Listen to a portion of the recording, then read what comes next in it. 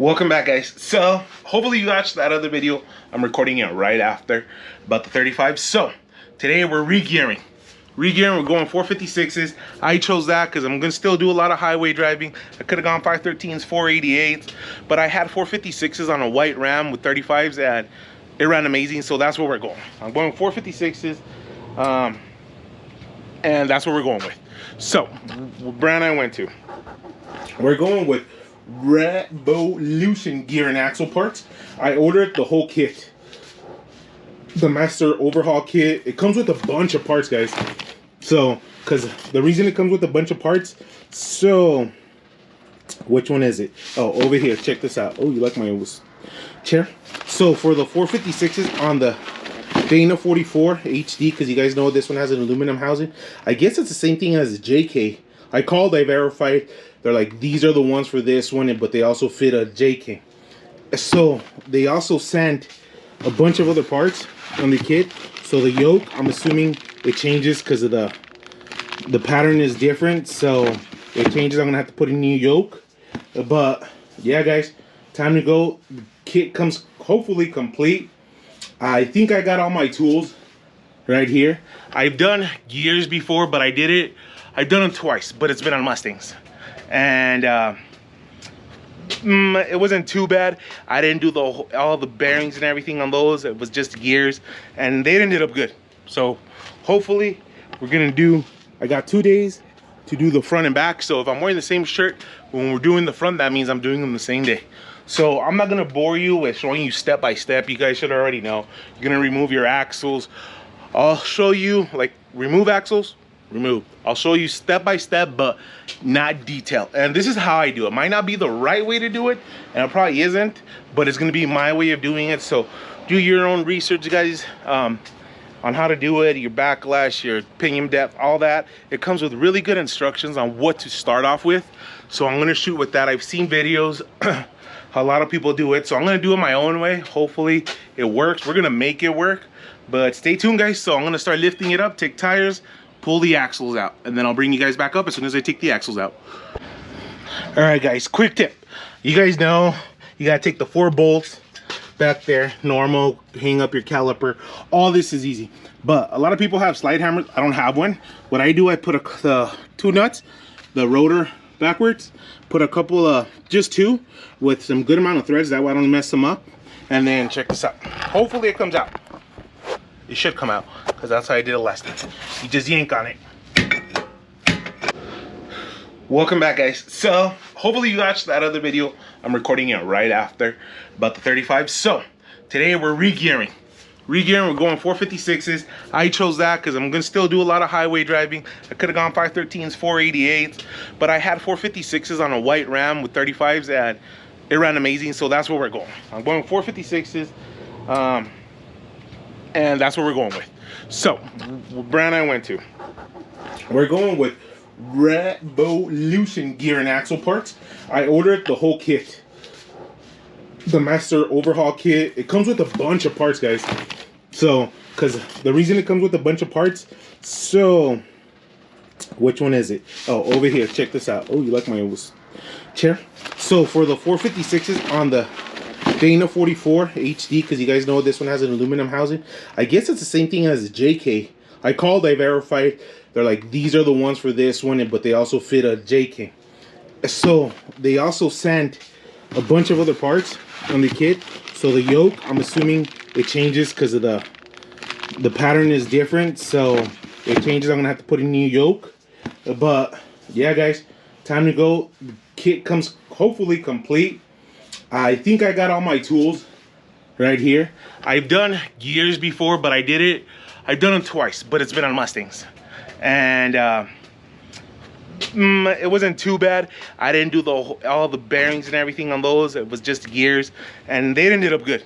So hopefully we're gonna do, I got 2 days to do the front and back. So if I'm wearing the same shirt when we're doing the front, that means I'm doing them the same day. So I'm not gonna bore you with showing you step by step. You guys should already know. You're gonna remove your axles.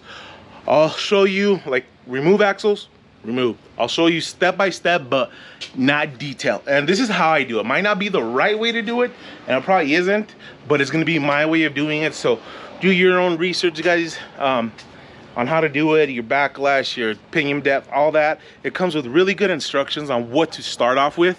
So I'm gonna shoot with that. I've seen videos, a lot of people do it. So I'm gonna do it my own way. Hopefully it works. We're gonna make it work, but stay tuned, guys. So I'm gonna start lifting it up, take tires, pull the axles out, and then I'll bring you guys back up as soon as I take the axles out. All right, guys, quick tip.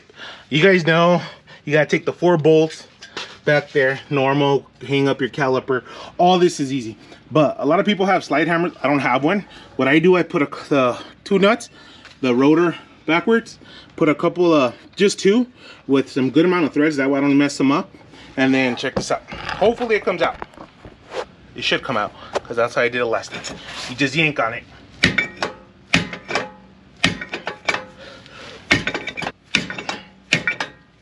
There we go. See, guys? Easy. Just pull on it. You don't damage anything. Just make sure you got a good amount of threads. And take it out. Super easy. And then I'm going to just check I'm going to pull it all out completely. Just so I can put a rag so I don't get nothing, no contaminants or dirt or anything. Oh, I'm already getting a little bit of oil there. But that way I could check. Oh, yeah. Is this the one I replaced, guys? Do you guys remember? I don't remember if this is the one I replaced. I replaced one of them. But it's good.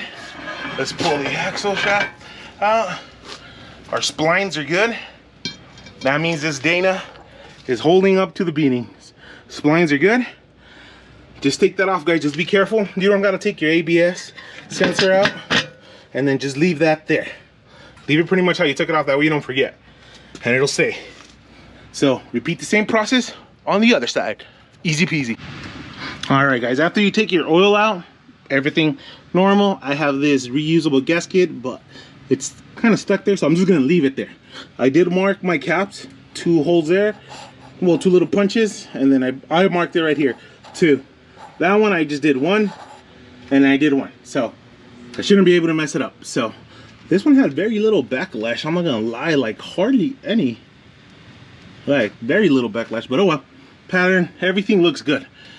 So you want to inspect everything in there. So everything looks good. I'm gonna take the carrier off and then take the pinion. Carrier, just these 2, and that's it. So let me take it off. All right, guys, another quick tip. So the carrier, I couldn't get it out. I couldn't figure it out.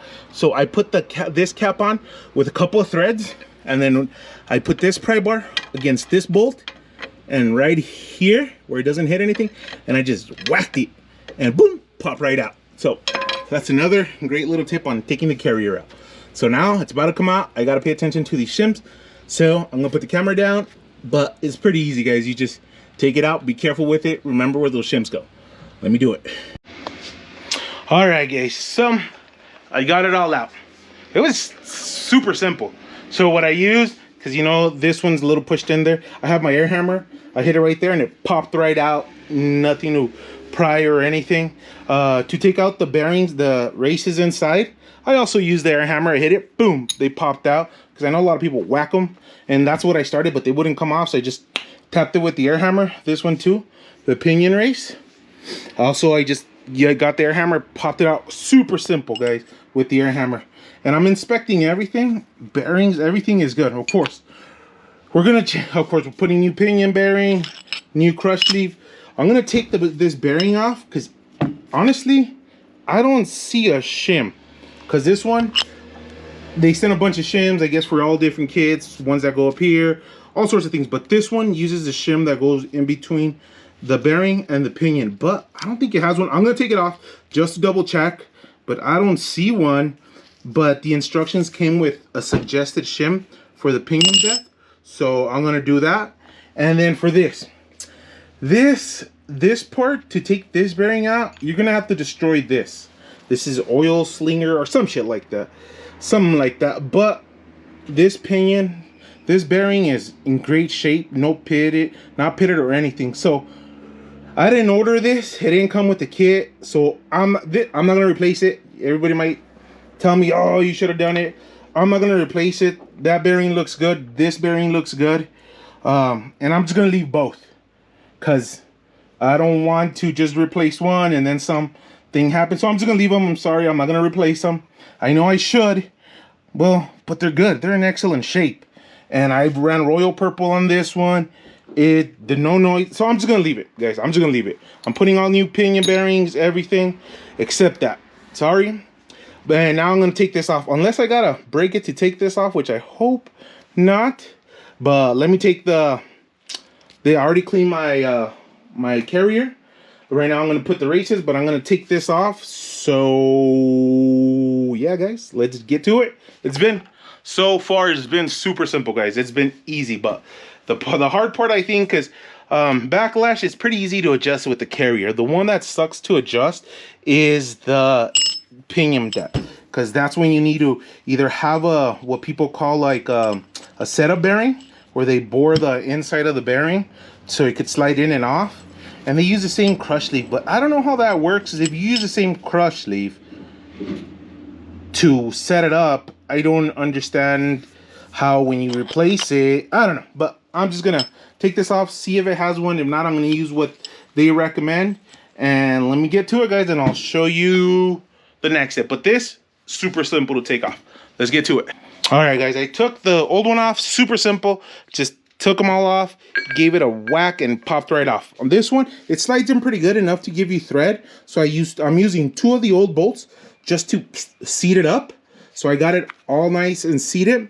Now I'm going to use the new bolts, because they send you on the kit 2 different sizes. I don't know what size this is for. It's probably for the JK or something. But yeah, so I'm going to put some Loctite. I did check it for burrs. I did burrs, or whatever they call it. I did run a file. It's really well machined.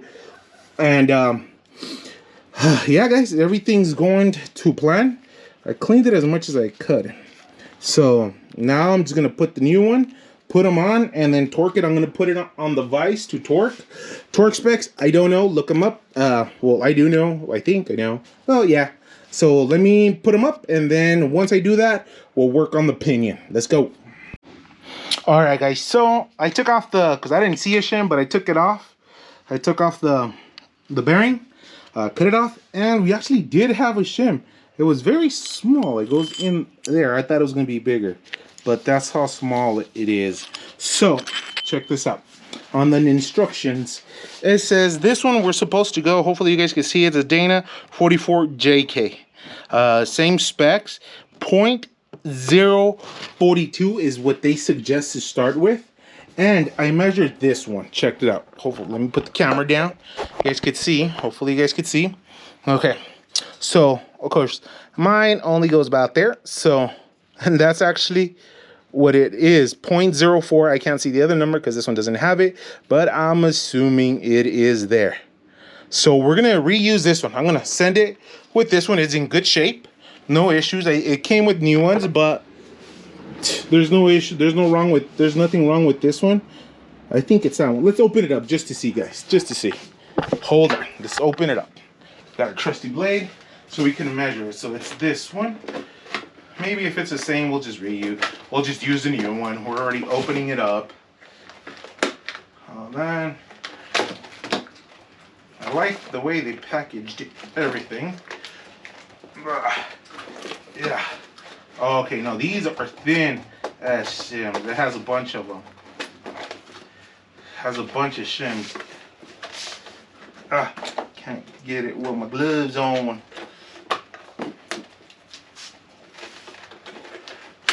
Got it. So they're a bunch of thin shims. So if I wanted to get that, the total shim pack that they sent is 0.06.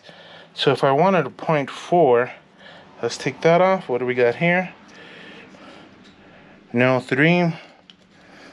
Let's add a couple more shims to them so you guys could see. Let's add this one.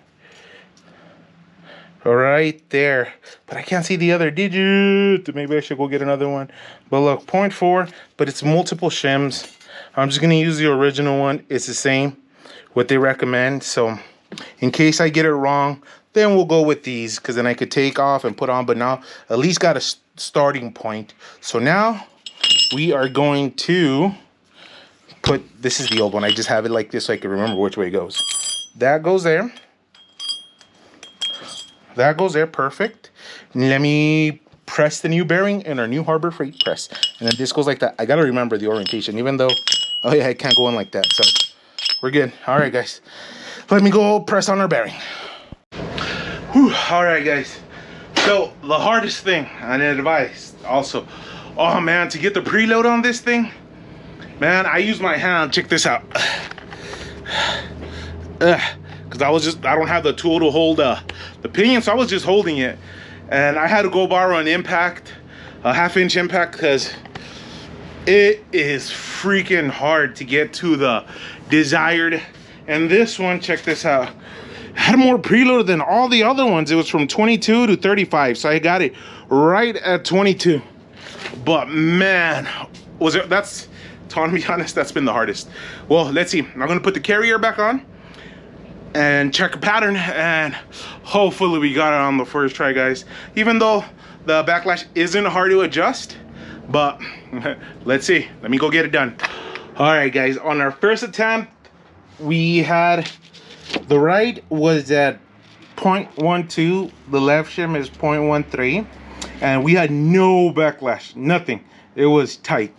So what I did, I just flipped them, and I'm still at 0.004, and the specs calls 0.006 to 0.10, so I'm still too tight. So time to bust out the shim kit, and hopefully I could figure something out. I'll get back to you guys once I figure out the numbers. All right, guys, we got it. Check out our pattern, and right now I'll tell you what shims I used. It took me 3 tries, but check it out. We still have it on the edge, so it's not riding right at the edge. It's just underneath it, and it's right in the pretty much center. I like it. Now let me show you the other side. Check that one out. What do you guys think? Throw in the comments. It's my first time doing it like this, so I like it, guys. It took me 3 tries on the backlash because I just couldn't get it. Well, not that I couldn't, it wasn't too hard, because I tried the original shims, then I flipped them, and then I switched it out. I'm not gonna lie, on the pinion depth, I went with what they recommended, which it was the original shim that it came with. So we got lucky on that one. Good, we got nice and lucky. So check this. Excuse my my writing. So OE was on the left side 13, right side 12, and that we had no backlash. It was tight. So then I flipped it to 12 on the left and 13 on the right, and we were at 0.04, I think. Yeah, 0.04. Yeah. And then I was like, oh, so we were still too tight. So then I went 11 on the left and 14 on the right, and we are at 8. So at 8, which the spec is 0.07 to 0.010. So we're right in the middle. So that's what I'm gonna go with. And they sent you quite a bit of shims, so I am gonna keep these for the future. But there we go, guys. We're done in the rear, and I'm not gonna lie, it wasn't hard. The hardest part, it wasn't even getting the backlash, pressing the pinion, bearing, nothing. The hardest part was crushing damn crush leaf. I was almost tempted to reuse the other one. It just took me forever. I had to go borrow a snap-on impact, and it started running a little hot, and I was just holding it with my hand. So it's doable, guys. It's doable, but you need a really good impact. And I'm so happy, guys. Took me 3 tries on the backlash, and we're good. We're solid. So now I'm gonna put everything back together, and I'm not gonna lie, guys, I risked it for the biscuit. The pinion, I went with the original shim, which is what they recommended, which is with the shim thickness they recommended, and I just sent it. I put it on the new, I pressed on the new bearing, I put the seal, I built it. I crushed the new crush sleeve, because if I were to measure with the old crush sleeve and then this one crushes different, so no, so that's why I just sent it with the new crush sleeve. I got the preload. Oh my god, that took forever. Like I said, I got the preload right where, like right at the bottom of the suggested, which was 22 instead of because it's 22 to 35. I got it at 22. I couldn't do it anymore. My hand was killing me, so I got it right at 22, which is within specs. So that's what we want. So rear gear's done. Right now I'm just gonna take the caps off, put a little bit of engine build, what's it called? Engine lube. This one. This is the one I'm gonna use just to put on the caps. Right here. This is what I put on the rod bearings. So I'm gonna put this on there and torque them up and cover it up. Good thing I got that reusable gasket. Put some gear oil. Unfortunately, I only got, because we have to do the seal on the Mustang. I don't want to use this one because this is the one I'm gonna run with. But you gotta do 500 miles, and this one is the Verilux, so it's limited slip, so I gotta buy the additive. So I'm just gonna buy the cheapest synthetic, which there's no such thing as cheapest synthetic. I'm just gonna go with the basic synthetic. After the 500, I'll hit that one. But I'm gonna start the front, guys. I might knock it out if I stay out late, knock out the front. So don't be scared, guys, to do this. I know a lot of people, you do have to have at least common knowledge how things work. So it's not hard to me. The rear wasn't hard, I guess, because I got lucky on the pinion depth. So because I know that's a lot of taking off and putting on. I know taking the carrier isn't as bad, but I got lucky on the pinion depth. So just the carrier 3 times. That was a pain to put it back. But make sure you lift it up. I got it high where I was able to sit down there, so I was sitting nice and comfortable. So yeah, guys, I'm excited. 456s, let's go. Let me build this whole thing up, and then I'll bring it back once we flip the Jeep around. All right, guys, so I got the front completely torn apart. It ain't hard. You guys should hope it's pretty easy. And of course, this is the pinion. It had this one right here. Of course, I think it's for the oil, and it's a shim. That one. And then our stupid crush sleeve. Ugh, I hate those things. So I took the bearing off. This one I was able to press it off. And it suggests on the instructions for the Dana 30 to start it with 0.65. And this shim, actually, let me show you. Let me put you nice and straight. This one right here, the original one, is 0.04. And they include a bunch of shims, and adding this one, it gets me to 0.06. I'm pretty sure I'm missing the next digit, but we're gonna go with this because if I put another one, it'll take me up to 7. So that's what we're gonna go with. We're gonna go with these two. So now I'm gonna press the bearing on, and then on this one I am gonna replace these. Even though these bearings are good, but I'm gonna replace them. I already have them, might as well put them on. So this is pretty simple, and of course this one had its shims. I'm gonna start off with the original ones, and we'll see from there if we could go with those original ones or if I'm gonna have to play around like I did in the back. So let me go press that sucker in there, and I'll get back to you guys. All right, guys, it's about 8:56, and I just finished the front. This one I got a shorter socket for the crush, for that crush sleeve. And of course it wasn't as tight as the rear. Check out the pattern. Looks good. Still has a little bit of room up on top, and it's right in the center. So on this one, the same thing. I had to on the backlash. So when I put it on, it had nothing. It was tight. Right now, look at that. Perfect. I left it at 0.09 because 10 is the max, 6 is the min. So I was at 9. I left it at 9. And then so I had to play with the backlash. On this one, what I did, I don't remember the size of them. I measured them, but I don't remember. I just flipped them because this side was bigger. No, one of them was, this side was bigger over here. This one was smaller. So I just flipped them so I could scoot back, so I could scoot that way. So I just flipped them, and we got perfect. Look at that, perfect. And then our pattern looks really good. It's right on the center. So our pinion depth left it perfect with the specs that they came with. So man, these gears, they really got it figured out. So that's good. Just the backlash was the only thing I needed to play with. So time to just assemble hard part, all that is torqued down. Everything's good to go. Just time to assemble everything. That should take me about 20 minutes to assemble everything. So yeah, guys, in the morning, I'm just gonna drive it in the morning. Well, I'm gonna probably drive it right now, but I'll catch you guys up in the morning once the sun is up.